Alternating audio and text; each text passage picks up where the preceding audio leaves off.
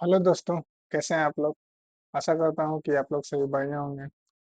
तो आज बहुत दिनों के बाद मैं ये वीडियो डाल रहा हूँ क्योंकि पहले बहुत सारी दिक्कतें आती थी आवाज़ में, माइक में। उसके वजह से वीडियो में थोड़ी प्रॉब्लम आती थी, तो अब इसका निवारण हो गया है। और आज पिछले वीडियो में जितना मैंने पढ़ा दिया है बेसिक, जितना भी कॉन्सेप्ट, उसी के आधार पर और अगले टाइप की ओर बढ़ते हुए परसेंटेज में कुछ और क्वेश्चन मैं लाया हूँ। उसको आप ध्यान से देखिएगा और समझिएगा और खुद से करने का प्रयास कीजिएगा। हम इंग्लिश में लिख दिए हैं, हिंदी में थोड़ा समझा देंगे। आप लोग खुद से लिख लीजिएगा क्योंकि इतना मैं लिखना थोड़ा पॉसिबल नहीं हो पाता था। तो हम इंग्लिश लिख दिए हैं, इसका हिंदी मीनिंग हम समझा देंगे, खुद लिख लीजिएगा। और बाकी जितना हो सकेगा हमसे, हम उतना करने का प्रयास करेंगे। तो चलिए आज हम कुछ क्वेश्चन कर लेते हैं उसी टाइप में, जिस टाइप में मैंने पहले करवाया था उसका एक क्वेश्चन कर लेते हैं।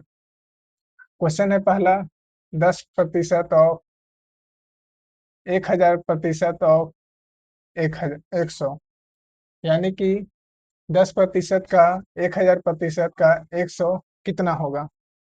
कितना होगा? मैंने पिछले वीडियो में बता दिया था, जो भी बताया कॉन्सेप्ट उसी के आधार पर ये क्वेश्चन बनेगा। तो परसेंटेज का मतलब मैंने बताया था क्या होता है, 1/100। तो 10 क्या लिखना है, 100 × 1000/100 × 100।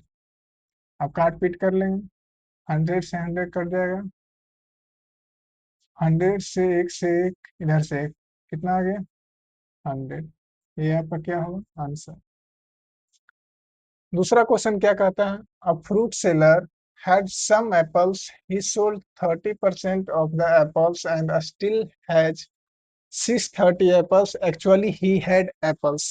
यानी कि कह रहा है कि एक फ्रूट सेलर है जो फ्रूट बेचता है, फल बेचता है, फल विक्रेता है, एक फल विक्रेता है जो कुछ एप्पल बेचता है। और उसने 30% एप्पल बेच दिया है, पहले ही क्या किया है, 30% एप्पल बेच दिया है। और जो बचा हुआ एप्पल है, स्टिल 630 एप्पल, जो उसके पास बचा हुआ है उसको 630 एप्पल को वो अब बेचेगा। एक्चुअली ही हैड एप्पल्स, यानी उसके पास कितने सेव थे, पहले से कितने सेव थे, 30% तो बेच दिए, तब उसके पास बचे कितने, 70%। कितने बचे, 30% बेच दिए, पहले ही बेच दिए, जो बचा हुआ है उसको उसको बेचेगा, यानी कि 70% बचा हुआ है तो कितना बेचेगा, 630। तो इसको आप लोग करके देखिए क्या होगा। 30% पहले बेचा है, अब उसके पास बचा कितना है, 70%। तो 70% का मान कितना होगा, 630। अब इसको हम कैलकुलेट कर लेंगे, कैलकुलेट कर सकते हैं तो कैलकुलेट कर लीजिए। इसको परसेंटेज को हटेगा तो क्या लिखाएगा, बाय 100। तब काट लेंगे, या ऐसे ही रहने देंगे, 70% काट लेंगे, 7×9 = 63, यानी 1% का मान कितना है, 9। तो 100% का मान कितना हो जाएगा, 900। यानी उसके पास टोटल कितने सेब थे, 900 सेब पहले थे शुरू में, उसमें से 30% बेचे, तो उसके पास जो बचा 70%, उसमें से 630 एप्पल उसको बेचना था, 70% में से 630 एप्पल बेचना था। तो 1% का मान 9 है, 100% का 900 हो जाएगा।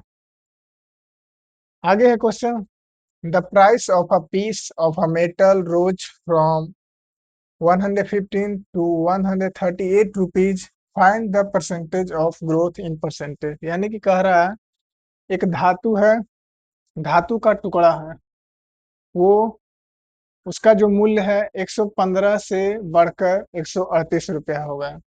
एक धातु का टुकड़ा है जो बढ़कर कितना, 115 से 138 रुपया हो गया है। तो बताइए उसका वृद्धि दर प्रतिशत में बताइए, वृद्धि दर प्रतिशत में ज्ञात कीजिए। तो ऐसा क्वेश्चन मैंने पिछले क्लास में कराया था, पिछले टाइप में। अगर आपको याद हो तो उसी टाइप से करना है। तो इसका आंसर क्या होगा, बना के देखिए। क्या कह रहा है, 115 से बढ़कर 138 रुपया हो गया है, यानी कि कितना बढ़ा है, पहले 115 था, अब बढ़कर कितना हो गया है, 138। तो कितना हो गया है, 23 रुपया। 23 रुपया बढ़कर हो गया है। तो 23 कितना में बढ़कर हुआ है, 115 से 138, 115 प्रतिशत में कितना, 100। अब काट लेंगे, 23 से 5 बार में, 5 से 20 बार में, यानी कि 20%। 20%, 20% का वृद्धि दर हुआ है, यानी कि 20% का मेटल में वृद्धि हुआ है। अगला क्वेश्चन है, the price of a mill is increased from rupees 25 to rupees 28, find the percentage increase in the price value। यानी कि दूध का जो मूल्य है वो 25 रुपया से बढ़कर 28 रुपया हो गया, पहले 25 रुपया था, अब कितना हो गया, 28 रुपया। तो कह रहा है कि जो मूल्य है उसमें से वृद्धि दर कितना हुआ है, जो दूध का मूल्य है उसमें से वृद्धि कितना हुआ है। पहले अगर 25 रुपया था, अब बढ़कर 28 रुपया हुआ, तो उसमें से प्रतिशत वृद्धि कितना हुआ है। तो हम निकाल लेंगे उसी तरह से जिस तरह से पहला क्वेश्चन इससे पहले को निकाले थे, पहला क्वेश्चन। तो 25 रुपया था शुरू में, अब बढ़कर कितना हो गया, 28 रुपया। तो कितना बढ़ा है, 3 रुपया। कितने पर बढ़ा है, 25 पर बढ़ा है, और प्रतिशत में कितने बढ़ा, 100। तो काट लेंगे, 25 से 4 बार में, 3 4 या 12, 3 चौक 12, 12% का क्या हुआ है, वृद्धि हुआ है। इतना समझ गए। अगला क्वेश्चन है, 28% of a number is 35, what is the number. यानी कि एक संख्या है 35, 28% का एक संख्या है जिसका 35 है। तो बोल रहा है संख्या ज्ञात कीजिए। 28% ऑफ अ नंबर इज 35, यानी कि एक संख्या है जिसका 28% का मान 35 है, तो भाट इज द नंबर। तो हम निकाल लेंगे, 28%, सॉरी, कोई संख्या है, 28% ऑफ अ नंबर एक संख्या है जिसका मान कितना है, 35 है। हम उसको संख्या को क्या माने हैं, लेट माने हैं, यक्स। कोई संख्या है, 28% का कोई संख्या है जिसको माने हैं यक्स, उसके बराबर में कितना है, 35। तो हम निकाल लेंगे जो भी है नंबर। तो काट लेंगे, 7 से 4 बार में, 7 से 5 बार में, और भी कटेगा। परसेंटेज को हटाएंगे तो नीचे में कितना आएगा, 100, या रहने देंगे, परसेंटेज को परसेंटेज में ही करेंगे। तो 4%,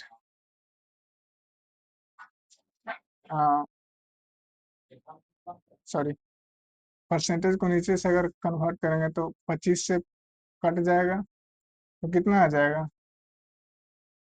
परसेंटेज हटेगा तो एक्स बराबर 25 उधर जाएगा, 25 × 5, तो एक्स बराबर 125। तो संख्या क्या था, 125 था। अगला है क्वेश्चन, 54% ऑफ 54% ऑफ 4000, यानी 54% का 4000 का कितना, 4000 का 54% कितना होगा। तो ये कितना होगा, उसी तरह से बना लेना है, सोल्यूशन कर लेना है। 54% को अगर हटाएंगे तो बट्टे में 100 × 4000, 2 से 2 कट गया, जो भी आएगा आंसर हो जाएगा, 2160। आशा करता हूँ इतना समझ में आया होगा आप लोग को। इसको नोट कीजिएगा तो नोट कर लीजिए।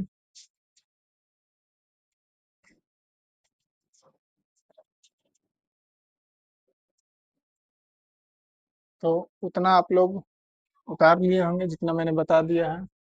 अगला कॉन्सेप्ट है उसी परसेंटेज चैप्टर में अगला कॉन्सेप्ट है परसेंटेज क्वांटिटी एंड एक्सपेंडिचर। उसी टाइप में अगला टाइप में हम बढ़ते हैं। प्राइस यानी मूल्य, क्वांटिटी यानी खपत या मात्रा, एक्सपेंडिचर यानी खर्च। तो इस कॉन्सेप्ट पर है क्या, एक्सपेंडिचर बराबर प्राइस इंटू क्वांटिटी। एक्सपेंडिचर जितना आप खर्च करेंगे, जितना आपका मात्रा रहेगा, उतना में मूल्य क्या हो जाएगा, मल्टीप्लाई हो जाएगा। एक्सपेंडिचर आप कभी भी कितना भी खर्च करेंगे तो वो हमेशा क्या रहेगा, कांस्टेंट रहेगा। क्या रहेगा, कांस्टेंट रहेगा। जैसे कि आप 100 रुपया खर्चा करते हैं, ठीक है, मान लेते हैं। तो आप क्वांटिटी अगर 5 रख रहे हैं कि 5 केजी लेते हैं या कोई भी, तो आपको प्राइस कितना पे करना पड़ेगा, 20 रुपया। अगर क्वांटिटी 5 लेते हैं तो प्राइस कितना, 20 रुपया पे करना पड़ेगा। अगर क्वांटिटी आप 4 लेते हैं, 4 केजी लेते हैं, तो प्राइस आपको कितना पे करना पड़ेगा, 25 रुपया। वही अगर क्वांटिटी आप 2 केजी लेते हैं तो आपको कितना पे करना पड़ेगा, 50 रुपया। तो यानी कि क्वांटिटी हमेशा आप अगर अलग अलग लेंगे तो प्राइस भी क्या होगा, हमेशा अलग अलग होगा। लेकिन एक्सपेंडिचर जो खर्च है वो हमेशा क्या रहेगा, कांस्टेंट रहेगा। इसीलिए मैंने यहाँ पर लिख दिया पी जो है इन्वर्सली है क्या है, क्वांटिटी की, यानी मूल्य जो है वो मात्रा के हमेशा इन्वर्स होता है, यानी कि उल्टा होता है। यानी कि आप 5 केजी खरीदिएगा तो उसके लिए अलग दाम आपको पे करना पड़ेगा। अगर आप 2 केजी खरीद रहे हैं उसके लिए अलग पे करना पड़ेगा। तो वही हम समझाना चाह रहे हैं। तो यानी कि प्राइस बढ़ेगा, प्राइस बढ़ेगा तो क्वांटिटी भी क्या होगा, हम्म, प्राइस बढ़ेगा तो क्वांटिटी कम लेना पड़ेगा। क्या होगा, जस्ट उसका उल्टा, प्राइस अगर बढ़ेगा तो क्वांटिटी कम लेना होगा। अगर प्राइस आपको कम दे रहे हैं तो क्वांटिटी आप क्या करेंगे, ज्यादा लेंगे। क्वांटिटी आप ज्यादा लेंगे। यानी आप 5 केजी ले रहे हैं तो आपको 20 रुपया पे करना पड़ा। अगर वही आप 4 केजी ले रहे हैं तो आपको कितना पे करना पड़ रहा है, यानी 25 रुपया। तो दोनों में अंतर देख रहे हैं, दोनों में अंतर क्या है कि पी इनवर्सली है क्यू के, यानी कि प्राइस क्वांटिटी का इनवर्सली होता है। अब जैसे देख लेते हैं कि कोई 20% का दाम इंक्रीज हुआ है, कोई भी कोई भी चीज का इंक्रीज हुआ है 20%। तो 20% को हम फ्रैक्शन में अगर बदलेंगे तो कितना होगा, 1/5। यानी कि ओरिजिनल दाम कितना था पहले, ये क्या है, पहले का दाम है जो ओरिजिनल है। पहले का दाम ओरिजिनल 5 रुपया है। अब उसमें से 1 रुपया बढ़ गया है, ये क्या है, रिजल्ट है। ये है ओरिजिनल, ये है रिजल्ट। कि पहले 5 रुपया था, अब 1 रुपया बढ़ गया है। तो 5 जो है, 20, 5 जो है 20% का कितना है, 1 रुपया इंक्रीज कर दिया। कितना कर दिया, 1 रुपया इंक्रीज कर दिया।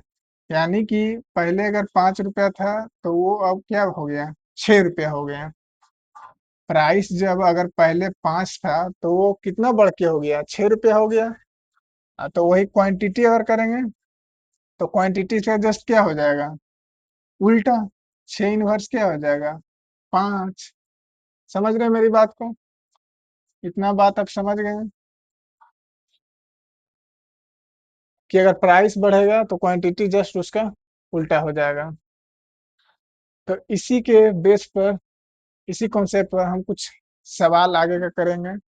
इस कॉन्सेप्ट को आप नोट कर लीजिएगा। तब तक, तब तक हम आगे बताते हैं। तो उसी कॉन्सेप्ट पर हम कुछ क्वेश्चन लाए हैं जो आप लोग को हेल्प करने में मदद करेगा। उसी कॉन्सेप्ट पर प्रैक्टिस कर लीजिए। क्या है क्वेश्चन, कह रहा है if the price of petrol is increased by 25%, the by what percent should a customer reduce his consumption so that this expenditure remains the same. यानी कि कह रहा है कि जो पेट्रोल का कीमत है वो बढ़कर 25% हो गया है। पेट्रोल का कीमत क्या है? 25% बढ़ गया है। तो कह रहा है कि कितना प्रतिशत उसमें से घटाया जाए, यानी कंजप्शन घटाया जाए कि खर्च हमारा क्या रहे, सेम रहे यानी समान रहे। तो 25% क्या है, वृद्धि हुआ है तेल में। 25% क्या हुआ है, वृद्धि हुआ है। तो 25% का हम फ्रैक्शन निकालेंगे, कितना होगा? 25% का हम फ्रैक्शन निकालेंगे तो कितना हो जाएगा, 1/4। यानी कि पहले पेट्रोल का दाम कितना था, 4 यूनिट। अब बढ़कर कितना हो गया है, 1 यूनिट उसमें बढ़ गया है, तो कितना हो गया है, 5 यूनिट। अब क्या हो गया है, 5 यूनिट। तो हम कितना कंजप्शन घटाएं कि उसमें से खर्च हमारा क्या हो जाए, समान हो जाए। यानी कि अगर प्राइस पहले 4 था, अब 5 हो गया है, तो हम कितना उसमें से कंजप्शन घटाएं कि सेम हो जाए। आप लोग बताइए कितना होगा। तो प्राइस था 4, अब हो गया 5। तो क्वांटिटी क्या होता है, अगर आप 4 और 5 है तो क्वांटिटी हम क्या बताएं, इसका इन्वर्स होता है। तो 5 यूनिट और 4 यूनिट। तो कितना क्वांटिटी में कमी आया है, 5 था अब 4 हो गया है। तो 1 यूनिट का कमी आया है, कितने पर आया है, 5 पर। परसेंटेज में कितना आया, 100, यानी कि 20%। अगर 20% हम उसमें से घटाएंगे तो हमारा खर्च क्या रहेगा, समान रहेगा। खर्च क्या रहेगा, समान रहेगा। समझ में आया? अगला क्वेश्चन है, if the price of sugar is reduced by 12.5%, then the VAT percent should be customer increase consumption so that his expenditure remains the same। वही सेम क्वेश्चन वही है। इसमें से पेट्रोल में प्रतिशत 25% क्या किया है, इंक्रीज किया है। इसमें क्या कर दिया है, रिड्यूस कर दिया है।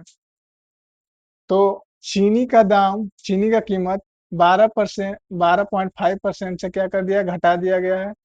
तो कह रहा है बताइए कितना प्रतिशत उसमें से इंक्रीज किया जाए जिसमें से खर्च हमारा क्या हो, समान रहे। खर्च समान रहना चाहिए, लेकिन जो कंजप्शन है उसमें से कितना हम इंक्रीज इसमें कर सकते हैं। तो चीनी का दाम क्या है, 12.5% से बढ़ गया है। क्या हुआ है, बढ़ गया है। तो 12.5% का फ्रैक्शन 1/8 होता है। ऐसे निकाल के देख लीजिए, हम याद भी करवा दिए थे। 125 सेट है, 1000, यानी 1/8। तो पहले जो शुगर का दाम था यानी चीनी का दाम था, 8 रुपये था। अब बढ़कर कितना हो गया, मतलब 8 यूनिट था, अब बढ़कर कितना हो गया है, 1 यूनिट। यानी कि जो पहले चीनी का दाम था, 8 यूनिट था, अब बढ़कर कितना हो गया है, 1 यूनिट बढ़ गया है, तो 9 हो गया है। अब कह रहा है कंजप्शन उसमें से समान रखने के लिए, तो इसका जो क्वांटिटी हो जाएगा क्या हो जाएगा, इन्वर्स हो जाएगा। तो कितना का कमी आया है क्वांटिटी में, 1 का कमी आया है, 1 का कमी आया है। कितने पर आया है, 9 पर। परसेंटेज में 100। अब काट लेंगे, 3 3 9, सॉरी कटेगा नहीं, 9 से कहाँ कटेगा, 100/9। 100/9 कितना हो जाएगा, 11, 9 एकम 9, 10 में 9 गया, 1, 9 एकम 9, 11 पॉइंट समथिंग, 11 पॉइंट समथिंग % हमको क्या करना होगा, इंक्रीज करना होगा। तब क्या रहेगा, खर्च हमारा जाके समान रहेगा।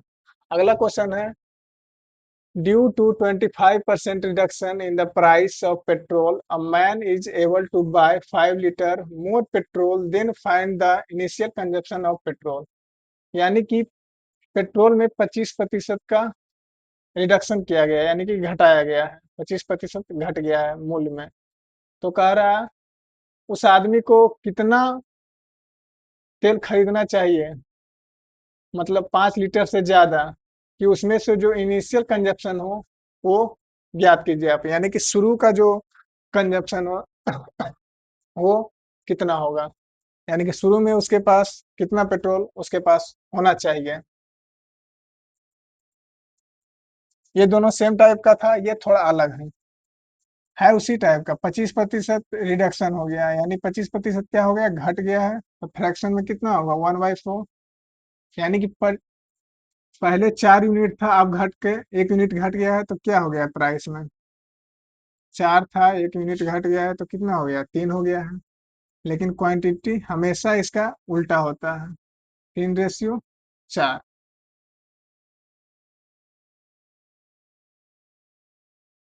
तो कितना घटा है, सॉरी, इंक्रीज किया है, 1/1 यूनिट। 1 यूनिट क्या हुआ है, इंक्रीज हुआ है। 1 यूनिट क्या हुआ है, इंक्रीज हुआ है। तो 1 यूनिट इंक्रीज हुआ है। तो पूछ रहा, find the initial consumption of petrol, यानी कि शुरू में उसके पास पेट्रोल कितना था। 1 यूनिट बढ़ा है, तो 1 यूनिट बढ़ा है, तो उसमें से क्या किया है, 5 लीटर मोर पेट्रोल।